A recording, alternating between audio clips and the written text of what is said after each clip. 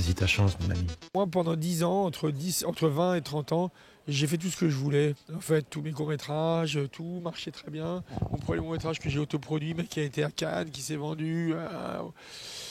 Et je suis arrivé, donc, après ce premier long-métrage à 30 et quelques, en étant persuadé que ça y est. Conseil à tout le monde, c'était le moment où vous croyez que ça y est pas. Voilà. Et c'est ce que j'ai appris en fait dans ces années-là, c'est qu'en fait rien n'est jamais acquis et que j'avais un autre combat à mener en fait à ce moment-là, qui était donc de faire des films peut-être avec dans le système un peu plus. Moi j'étais toujours très indépendant et donc je me suis cassé les dents. Après j'ai vécu des événements personnels qui m'ont un peu freiné, brisé. Mais je crois que dans toute carrière, que ce soit les immenses acteurs, il y a toujours un moment où on traverse un peu le désert. Donc moi, pendant ces 10 années, j'ai beaucoup travaillé, j'ai beaucoup écrit, j'ai travaillé avec des musiciens, j'ai fait beaucoup de montage, j'ai mangé mon pain noir.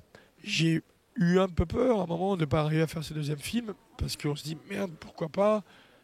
Mais comme j'ai 15 seuls jeux de cartes dans les mains, il fallait le faire.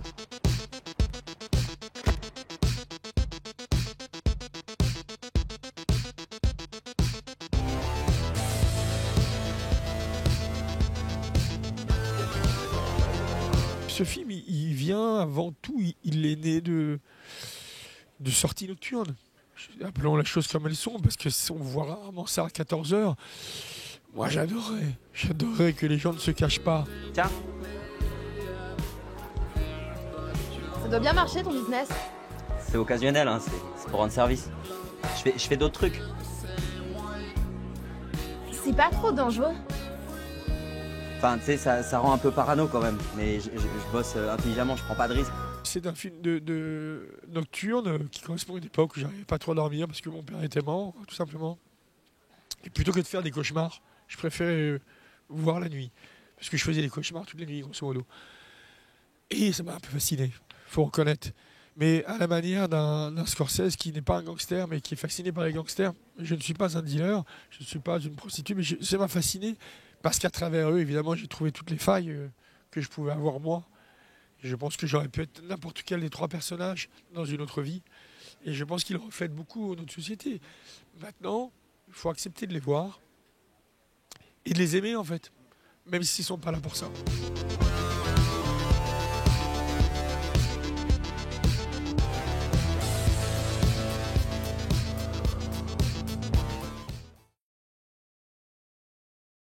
C'est un film qui n'est pas conventionnel. C'est un film très audacieux, très différent de ce qu'on a l'habitude de voir et de faire en France. Et c'est pas du tout un film complaisant. Donc à partir de là, quand on sait qu'on sort un peu des codes, on sort du chemin traditionnel, on sait qu'on peut bien évidemment se confronter à des réactions un petit peu hermétiques parce que c'est pas un film qui est facile d'accès. On sait qu'on peut aussi susciter énormément d'intérêt et de curiosité. Mais bien sûr qu'il n'est pas du tout évident qu'on va accrocher les gens avec quelque chose d'aussi différent. Qui sont perdus, qui sont solitaires, qui se cherchent, qui ont des vices, en particulier l'argent.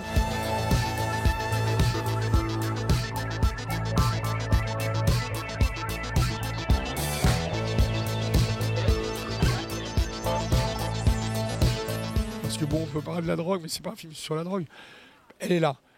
Elle est là, moi je la raconte parce que je l'ai vue déferler dans les villes comme un poison. Je l'ai vu comme si c'était des pommes qui tombaient d'un arbre. Et je me suis dit, pourquoi la cocaïne, qui à une époque était la drogue des stars, comment se fait-elle qu'elle est arrivée dans les appartements de tout le monde?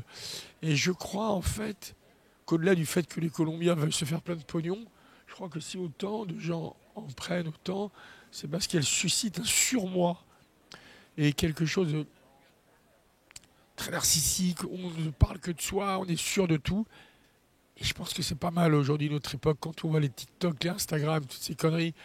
Ils sont tous à se filer toute la journée en pensant que c'est intéressant. Mais non les gars, on s'en fout de ta gueule. Aujourd'hui, à 12 ans, 8 ans, on a des tablettes digitales, des téléphones portables. Il y a des enfants aujourd'hui, des adolescents qui ne savent même plus se servir d'un stylo, qui ne savent même plus écrire. c'est un peu de ça l'antisagie, dans le sens, la violence, elle est dans cette violence-là qui est qu'on est adulte. Et puis pire que ça, on vient au monde triste, on vient au monde peiné. Terrible. Je crois que la cocaïne est venue dans une époque, en effet, de recroquevillement. Oh là là, tu me sauves la vie. Problème. C'est chaud dedans? C'est bouillant. On a beaucoup de mal à s'identifier, en tout cas à nos personnages, parce que c'est pas un film qui explique souvent les raisons qui les amènent à faire les choix qu'ils font. On n'est pas sur un... Il n'y a pas de misérabilisme, ou en tout cas pas beaucoup, voire moi je trouve pas du tout. Et on n'est pas là à vous donner des réponses toutes faites aux questions qu'on peut se poser. Et ça, en général, dans un film, c'est plutôt ce à quoi on s'attend. Vous voyez, tiens, pourquoi est-ce qu'elle en vient à se prostituer? Ah bah c'est sûrement parce qu'elle a une enfance difficile. Pour mon personnage, c'est pas quelque chose qui est établi. Tu fais quoi? Je suis étudiante. Tu veux faire quoi plus tard? Je veux faire comme toi. Gagner beaucoup d'argent.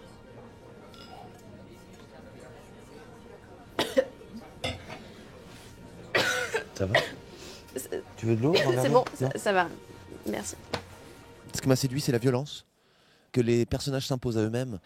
Et ça faisait écho à la propre violence que je m'imposais moi-même à cette époque-là. Il y a une question en fait que j'ai envie de te poser. Pourquoi est-ce qu'une fille comme toi, elle va sur un site de rencontre? Et toi? Moi, je crois que c'est par facilité. On est des solitudes parmi d'autres solitudes. Il ne faut pas oublier quand même que la France, ça reste l'un des premiers pays consommateurs d'anxiolytiques, d'antidépresseurs. Donc en vérité, on est un peuple et on est une citoyenneté qui souffre, même s'il y a beaucoup d'avantages à être français, il y a aussi énormément d'inconvénients à être humain. Et ces personnages-là, on les cueille à un moment donné de leur vie où ils réalisent qu'être humain, c'est violent. Par facilité. Tu crois que je suis une fille facile alors? Non, c'est...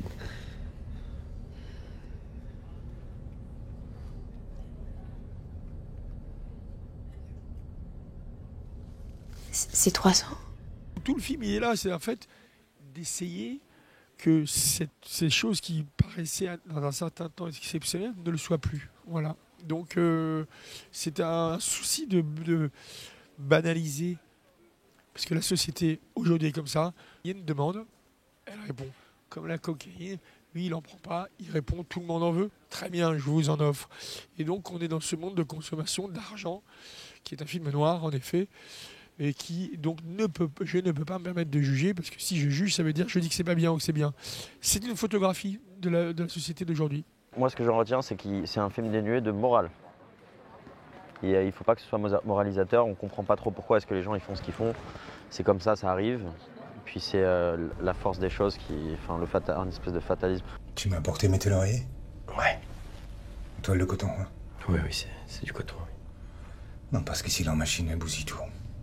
Je supporte pas de dormir avec un truc qui me rate. Puis il y a des gars ici, tu verrais, ils dorment sur leurs draps. Ils se respectent même pas. Le sommeil, c'est sacré, tu sais. Évidemment qu'il fallait pas les juger. Vu ce qu'ils font, ça aurait été très grave de dire que ce soit bien ou pas bien. Donc ça fait pas. Joseph Sauvage fait partie des films qui vous obligent, vous, à savoir ce que vous en pensez. Et donc à vous regarder dans un miroir aussi, et à regarder la société dans laquelle on vit, et à accepter ce qui nous entoure. J'ai rencontré une petite là. Ah ouais? T'es amoureux? C'est bien ça. Profite. T'es beau, t'as tout pour toi.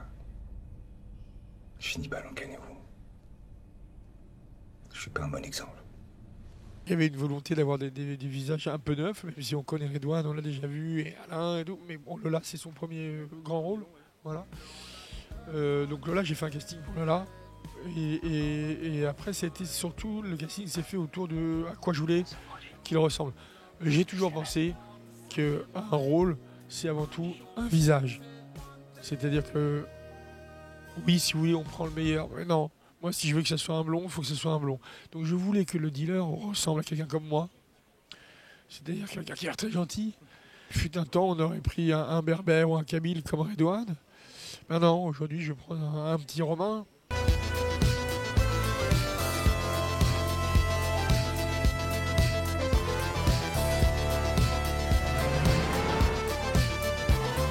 Ça, c'est pour expliquer que le monde a changé. Et aussi pour dire aux gens, ne croyez pas que l'habit fait toujours le moine. Les premières fois où je parlais du film, je disais c'est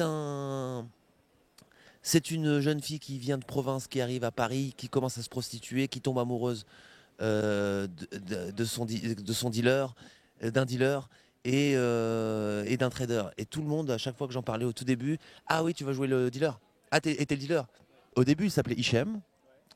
Et effectivement, avec Romain, avec David, au fur et à mesure qu'on faisait des réunions de travail, je disais, écoute, moi j'ai un problème avec le fait qu'il s'appelle Hichem. Ça serait intéressant qu'on en fasse un Kabyle, un Berbère, francisé. Alors je dis pas que les Berbères Kabyles sont francisés, mais généralement, moi je connais quand même quelques Kabyles. Ils ont souvent, déjà, au-delà du fait d'avoir les yeux bleus, azur et d'être assez blanc de peau, parfois il y en a qui s'appelle Jean-Luc, tu vois. Ouais, et je trouve ça intéressant. C'est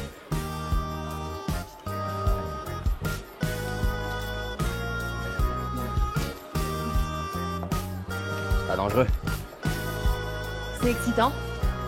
Non, c'est pas excitant. Ce pouvoir que t'as sur les gens. Lola, pour le coup, j'ai essayé de trouver une fille très belle.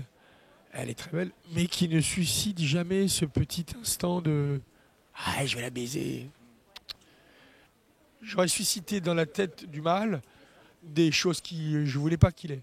Là, je voulais qu'il se dise « Mais non, enfin, mais non, pas elle, pourquoi? Mais qu'est-ce que je fais? Mais est-ce que je la regarde? Elle est majeure, elle n'est pas majeure, voilà. » Donc c'est l'aspect politique du film et que je ne dis pas, mais qui est insidieusement entre les lignes. Comme on donne pas de raison à tous les choix qu'elle fait, ça lui laisse en fait beaucoup de liberté. Et au final, je trouve que c'est un personnage qui a beaucoup de liberté parce qu'elle n'est pas tributaire, je pense, mais en tout cas, elle n'est pas tributaire des autres. À partir de là, quand elle veut faire quelque chose, elle le fait. Et pour moi, son avenir, il est en réalité plein de possibilités. Et puis, je ne crois pas que j'aurais envie en plus de l'ancrer dans quelque chose, puisque c'est que... Oui, c'était un instant de sa vie. C'est un instant de sa vie et c'est des gens qui peuvent faire plein de choses. Et j'aime bien le fait de leur laisser, vous voyez, cette liberté de pas on les a pas ancrés dans quelque chose. Je veux pas l'ancrer pour la suite.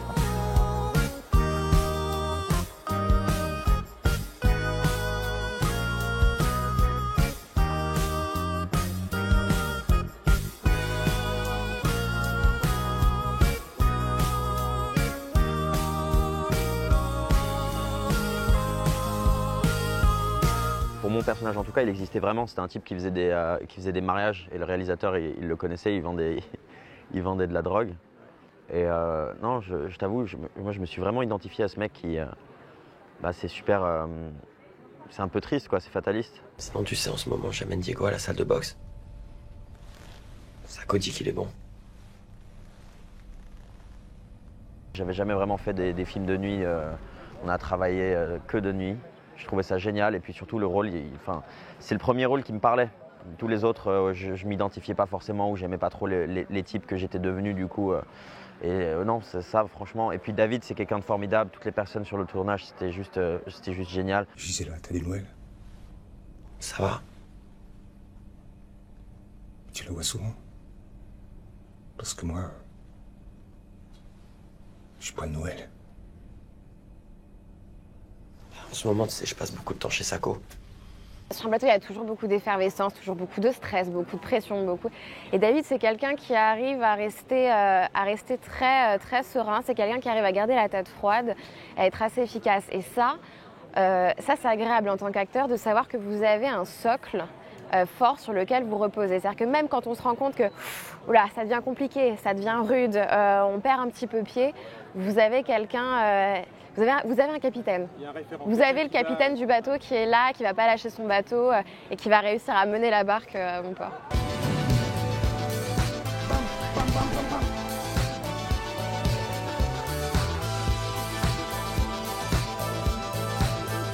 La nuit, après, il faut savoir la regarder ou l'aimer. Moi, il se trouve que je suis un peu jour et nuit. Voilà. Donc ça fait qu'on dort peu. Hein, je précise. J'espère qu'on vit tard. Mais la nuit, on a d'autres idées. Et on voit les choses différemment. Et les gens sont différents. Donc je connais bien la nuit. Et je dois reconnaître que j'adore Paris la nuit. Je trouve que c'est très très beau. C'est un vrai personnage.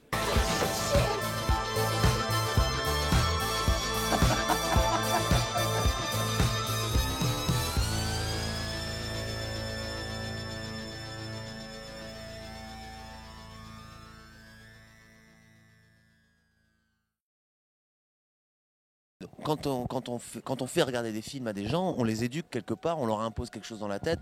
Le but, c'est quand même de leur mettre des belles choses dans la tête, des choses qui sont des valeurs de bien-être, d'épanouissement, et puis aussi de leur dire qu'il y a des choses qui ne sont pas normales. Il y a des choses qui peuvent sembler être normales dans le monde, mais qui ne le sont pas. Et donc, je voudrais que les gens se disent: ah oui, putain, il a mis le doigt sur, ils mettent le doigt sur quelque chose qui, effectivement, c'est pas. Soyons bons.